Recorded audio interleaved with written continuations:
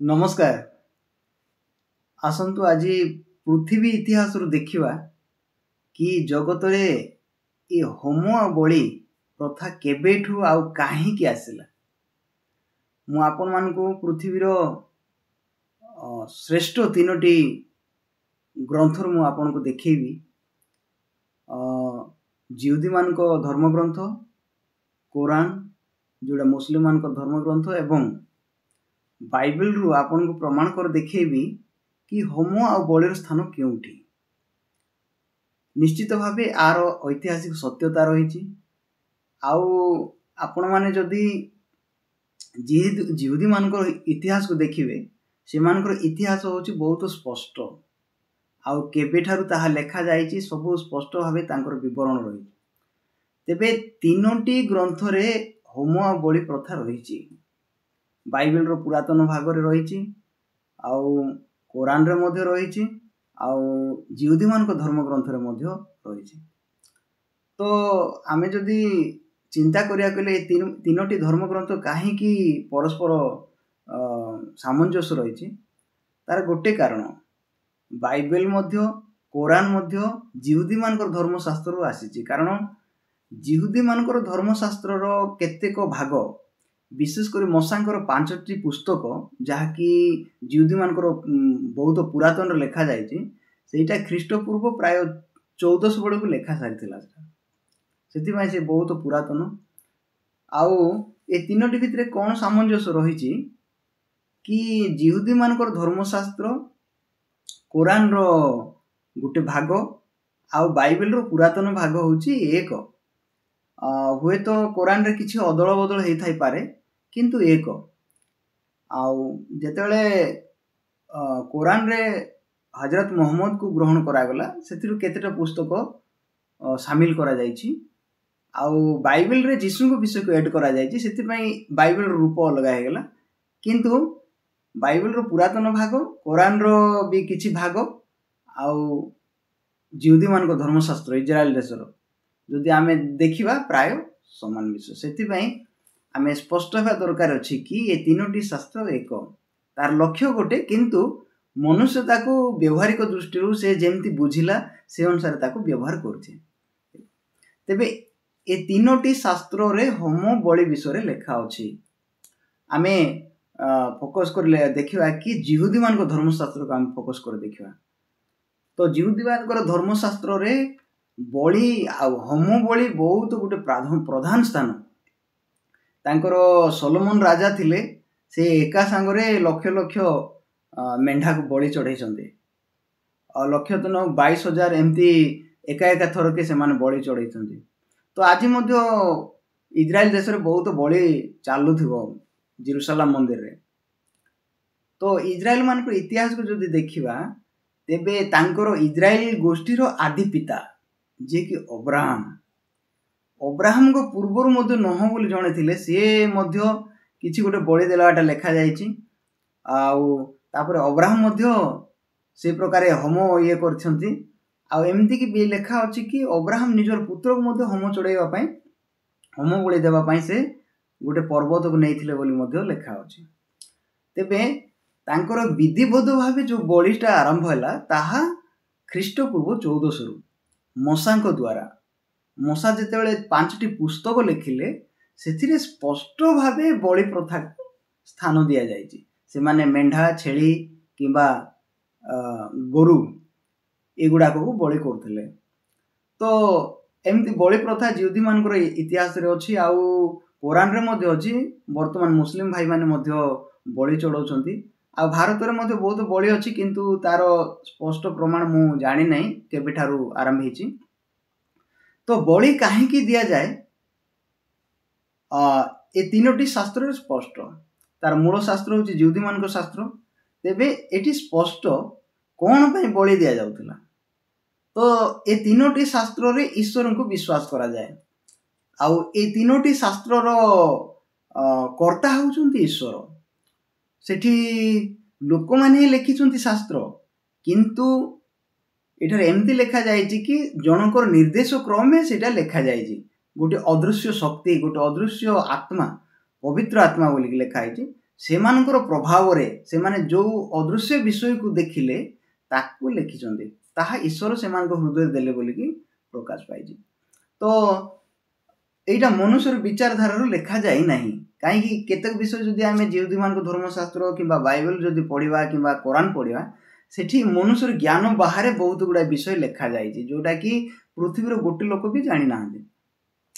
ତ ହୋମ ଆଉ ବଳି କାହିଁକି କରାଯାଉଛି, ତାର ଗୋଟେ କାରଣ ବାଇବେଲରେ ପାପ ବୋଲି ଗୋଟେ ବିଷୟ ବାଇବେଲରେ ଆଉ କୋରାନରେ ମଧ୍ୟ ଆଉ ଜିହୁଦୀମାନଙ୍କ ଧର୍ମଶାସ୍ତ୍ରରେ ମଧ୍ୟ ମନୁଷ୍ୟ କେମିତି ପାପରୁ ପରିଷ୍କୃତ ହେବ, ପାପରୁ ଧୁଆଯିବ, ସେ ବିଷୟରେ ବହୁତ ଜାଗାରେ ଲେଖା ହେଇଛି। ସେଥିପାଇଁ ସେଠି ଲେବିୟ ବୋଲି ଗୋଟେ ପୁସ୍ତକ ଅଛି, ସେଇଟା କୋରାନରେ ବି ଥାଇପାରେ, ଯେହେତୁ ମଶା କୋରାନରେ ମଧ୍ୟ ମଶାଙ୍କର 5ଟି ପୁସ୍ତକ ଅଛି, ସେଥିପାଇଁ ନିଶ୍ଚିତ ଭାବେ ଲେବିୟ ପୁସ୍ତକ କୋରାନରେ ଅଛି, ଆଉ ଜିହୁଦୀମାନଙ୍କ ଧର୍ମଶାସ୍ତ୍ର ଅଛି, ବାଇବେଲର ପୁରାତନ ଭାଗରେ ମଧ୍ୟ ଅଛି। ତ ଲେବିୟ ଶାସ୍ତ୍ରରେ ଲେବିୟ ପୁସ୍ତକ ବୋଲି ଗୋଟେ ମଶାଙ୍କର ପୁସ୍ତକ ଅଛି, ଏଇ ଶାସ୍ତ୍ର ଭିତରେ ଗୋଟେ ଅଂଶ, ସେଠି ବଳି ବିଷୟରେ ଲେଖାଯାଇଛି। ସେଠି ହୋମ ବଳି, ଅନେକ ପ୍ରକାର ହୋମ ବଳି ବିଷୟରେ ଲେଖାଯାଇଛି କି ମନୁଷ୍ୟ ଯେତେବେଳେ ପାପ କରେ ତାର ପରିଣାମରୁ ତାର ଉଦ୍ଧାର ପାଇବା ପାଇଁ এই ବଳି ଗୁଡ଼ାକ ସେଠି କରାଯାଇଛି। ତ ସେଠି ବିଧିବଦ୍ଧ ଭାବେ ସେମାନେ ବଳି ଚଢ଼ଉଥିଲେ। ଆଜି ମଧ୍ୟ ଜିହୁଦୀମାନେ ସେ ପ୍ରକାର କରୁଛନ୍ତି, ଆଉ ମୁସଲିମ ଭାଇମାନେ ମଧ୍ୟ କରୁଛନ୍ତି। ତ ବାଇବେଲ ଗୋଟେ କଥା କ'ଣ କହୁଛି, ପାପର ବେତନ ହେଉଛି ମୃତ୍ୟୁ। ପାପର ବେତନ ହେଉଛି ମୃତ୍ୟୁ। କାରଣ ଜଣେ ଯଦି ପାପ କଲା ତ ଏଇ 3ଟି ଶାସ୍ତ୍ର ଅନୁସାରେ ଏ ପୃଥିବୀର ସୃଷ୍ଟିକର୍ତ୍ତା ହେଉଛନ୍ତି ଈଶ୍ୱର, ଆଉ ଈଶ୍ୱରଙ୍କର ଗୋଟେ ନିୟମ ଅଛି ଯେ ପାପ ନ କରିବା। କିନ୍ତୁ ମନୁଷ୍ୟ ପାପ କରୁଛି, ସେଠି ନିୟମ ଗୋଟେ ଅଛି, ଯେ ପାପ କରେ ସେ ମରିବ। ତ ବଳି କାହିଁକି ଆରମ୍ଭ ହେଲା, ତ ମନୁଷ୍ୟକୁ ମାରିବା ପରିବର୍ତ୍ତେ ତା ବଦଳରେ ଆଉ ଯଦି କୌଣସି ଲୋକ ମରୁଛି, ମାନେ ଗୋଟେ ପାପ କରିଥିବା ଲୋକ ବଦଳରେ ଆଉ ଗୋଟେ ନ ପାପ କରିଥିବା ଲୋକ ଯଦି ମରୁଛି, ତେବେ ଏ ପାପ କରିଥିବା ଲୋକଟା ସେ ମୃତ୍ୟୁଦଣ୍ଡରୁ ମୁକ୍ତ ହେବ। এইটা ହେଉଛି ବିଚାରଧାରା କି ପାପର ବେତନ ହେଉଛି ମୃତ୍ୟୁ।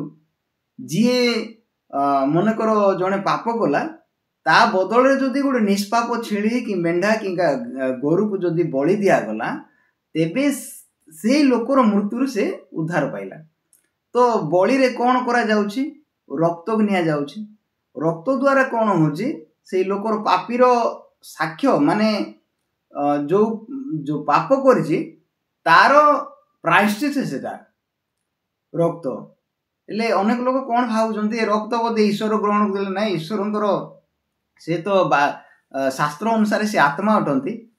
ଆଉ ଖାଦ୍ୟପେୟ ମନୁଷ୍ୟକୁ ଦରକାର, ଈଶ୍ୱରଙ୍କୁ କ'ଣ ଦରକାର ଅଛି।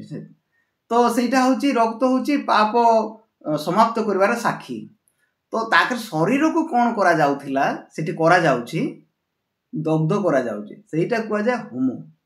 ତ ହୋମ ବଳି ହେଉଛି ଏଇଟା, ମାନେ ଗୋଟେ ପ୍ରାଣୀକୁ ଗୋଟେ ମନୁଷ୍ୟର ପାପ ନିମନ୍ତେ ବଳି ଚଢ଼ାଯାଉଛି, ତା ରକ୍ତକୁ ଆଉ ତାର ଶରୀରକୁ ଦଗ୍ଧ କରାଯାଉଛି, ତା ରକ୍ତକୁ ଗୋଟେ ଜାଗାରେ ଛିଞ୍ଚା ଯାଉଛି ଆଉ ଶରୀରକୁ ଦଗ୍ଧ କରାଯାଉଛି। এইটা ହେଉଛି ହୋମ ବଳି। ଏଠି ବାଇବେଲରେ ମଧ୍ୟ ଲେଖା ଅଛି, ଜିହୁଦୀମାନଙ୍କ ଧର୍ମଶାସ୍ତ୍ର ପୁରାତନ ଭାଗ ଆଉ କୋରାନରେ ମଧ୍ୟ ନିଶ୍ଚିତ ଭାବେ ସେଠି ଲେଖା ଅଛି। ତ ଯେତେବେଳେ ଗୋଟେ ଦଗ୍ଧ କରାଗଲା, ତାର ଅର୍ଥ ମନେକର ମୋର ପାପ ଯୋଗୁଁ ମୁଁ ମରିବାର ଥିଲା, କିନ୍ତୁ ମୋ ବଦଳରେ ଗୋଟେ ମେଣ୍ଢାକୁ ମାନେ ମାରି ଦିଆଗଲା। ତାର ରକ୍ତ, ମୋ ରକ୍ତ ଦେବା ବଦଳରେ, ମୋ ରକ୍ତ ନେବା ବଦଳରେ, ମୋର ପାପର ପ୍ରାୟଶ୍ଚିତ ମୋ ରକ୍ତ ନେବା ବଦଳରେ ତାର ରକ୍ତକୁ ନିଆଗଲା। ଆଉ ଫାଇନାଲ ଯେତେବେଳେ ସେ ମୋ ବଦଳରେ ପାପୀ ହେଇଛି, ମୋର ପାପ ଯୋଗୁଁ ସେ ମରିଛି, ତାର ଶରୀରକୁ ଯେମିତି ବିନଷ୍ଟ କରାଯିବ। କାରଣ ମୋତେ ନ ଦେଖିବା ପାଇଁ, ମୋର ପାପକୁ ନ ଦେଖିବା ପାଇଁ, ସେ ମୋର ପାପ ଯିଏ ନେଲା, ମୋର ପାପ ବଦଳରେ ଯିଏ ମରିଛି, ତାକୁ ସମାପ୍ତ କରାଯାଉଛି। ତ এইটা ହେଉଛି ବଳିର ନିୟମ।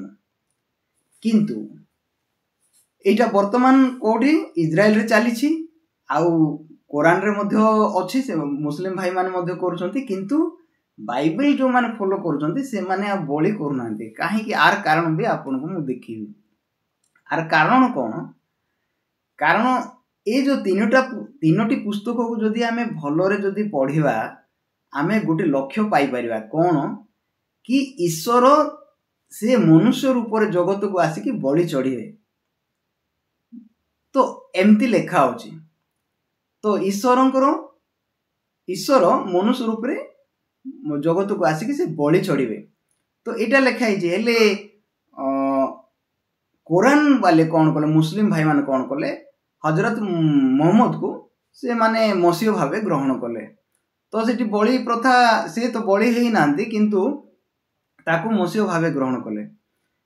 ख्रीस्टियन धर्मशास्त्र कौन है, जीसु को मसीह भाव देखागला, किंतु वर्तमान सुधा जिहुदी माने जीसु को कि हजरत मोहम्मद को ग्रहण करना से विश्वास अच्छी आगामी दिन में तांकर मसीह आसबे। किंतु तीनोटी ग्रंथर लक्ष्य एक, कारण तीनोटी ग्रंथ एक ताकू टिके टिके एपट सेपट करके लिखा जाइए, किंतु तीनोटी ग्रंथ रे तीन जन को से माने विश्वास करछन्ते।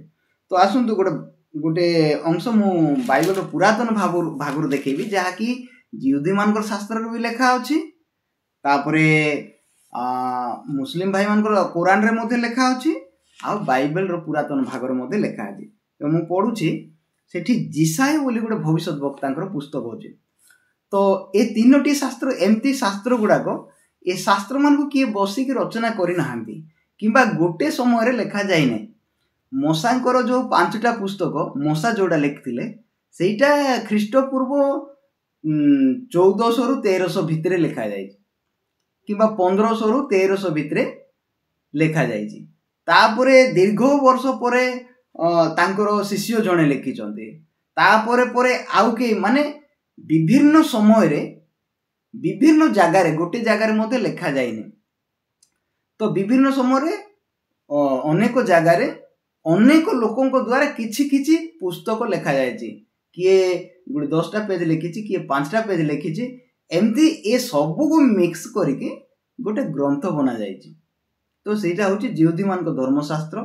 सेठी अनेक गुड़ाए लेखकों रही, किंतु एमानकर समस्तंकर विचारधारा एक गोटे रास्ता रे जाउची। से माने जदियो भी गोटे समय रे किंबा परस्पर केबे देखा साक्षात नाही, किंबा पूर्व काल रे आजिकार परी कनेक्ट मध्ये नथिला, किंतु ए माने जो लेखा लिखिचंती तार परिभाषा लक्ष्य गोटे जगह छिंडुची। सेति पई आकु संपर्क जोड़ी के गोटे पुस्तक बना जाइए, जोटा कि जिहुदी मान धर्मशास्त्र, कुरान आउ बाइबल रो पुरातन भाग। तो तेबे ए बाइबल रो पुरातन भाग कुरान आउ जिहुदी मानकर शास्त्र रे सेठारे जिसाय बोली गुडे शास्त्र रही। जिसाय बोली गुडे जन भविष्य वक्ता सी केतरा पुस्तक लिखिले, तांको नारे से पुस्तक रही। सेठी तार गोटे 53 पर्व अच्छी। 53 पर्वर 5 पदरे गोटे एमती लिखाई, गोटे वाक्य एमती लिखाई, मात्र से आंभ मान अधर्म निमंते क्षत विक्षत हेले और आंभ मान अपराध निमंते चूर्ण हेले। आम शांतिजनक शास्ति ताहांको उपरे बर्तिला और ताहांको प्रहार रे आंभे माने सुस्थ हेलु। एइटा तीनोटी ग्रंथ रही, बाइबल पुरातन भाग रे आ जिहुदी मानकर धर्मशास्त्र आउ कुरान रे मध्य रही। तो ए वाक्य जेतेबेले आमे पढुछु आउ जीशु ख्रीष्टंकर जो क्रूसार्पित क्रूस रे जो रक्त झरइले आउ जो प्रकार मृत्युभोग करिसंती सेटा जदि देखिबा ए वाक्य एक्जेक्ट तांको उपरे प्रदर्शित होउची, माने देखौची कि जीशु होउचंती से व्यक्ति जे कि बलि चढ़ीचंती। तो एटी कोन लेखा आइची, मात्र से आमानकर अधर्म निमंते क्षत विक्षत हेले। जीशु को जेतेबेले मरा गला सेतेबेले तांको पिठी रे कोरडा रो शिरा हल चोसिले जेंती शिरा प्रशिरा बाहरे, ठीक से प्रकार शिरा गुड़ा रही। तो रक्ताक्त करके मरा जाइए, आउ पादरे हाथरे कंटा दि जाइए, मेख बड़ा जाइए, तापर मुंडरे कंटार मुकुट दि जाइए।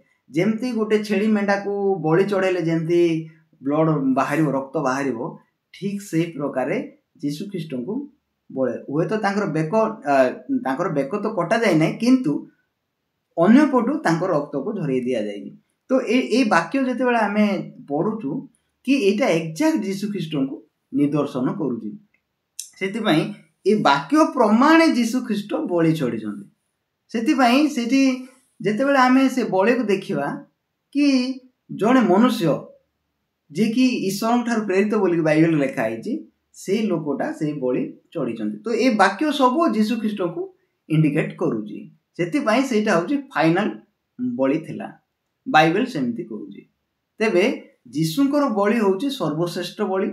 से निष्पाप थिले, जन्मरू निष्पाप थिले, धार्मिक थिले, आ ईश्वर ठारू प्रेरित होइथिले, आउ से निजे बलि चढ़ले, जोटा कि धर्मशास्त्र सबु लक्ष्य जाक तांको सफल हो सारी। से बाइबल रे आउ वर्तमान कौन सी बलि देवार आवश्यक नहीं बोली लिखा जाए, कहीं सबुठारु श्रेष्ठ बलि चढ़ी जाए।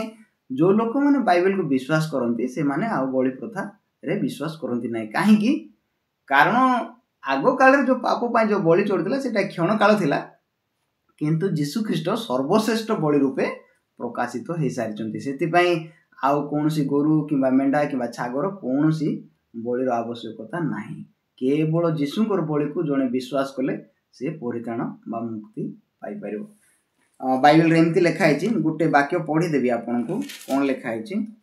एव्री बोली गोटे पुस्तक अच्छी बाइबल रे, एव्री पुस्तकर 10 पर्व अच्छी, 10 पर्वर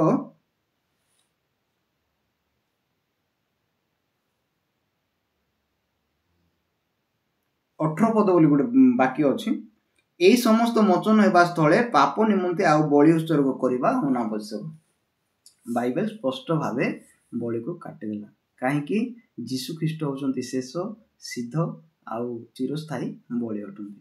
ए प्रकार होम आउ बलिर जगह होची बाइबल आउ पृथ्वी इतिहास रे अछि, आउ एही भाव रे एटी व्यवहार करा जाउतिला, किंतु जीशु ख्रीष्टଙ୍କ द्वारा ताहा सफल हो सारी। धन्यवाद।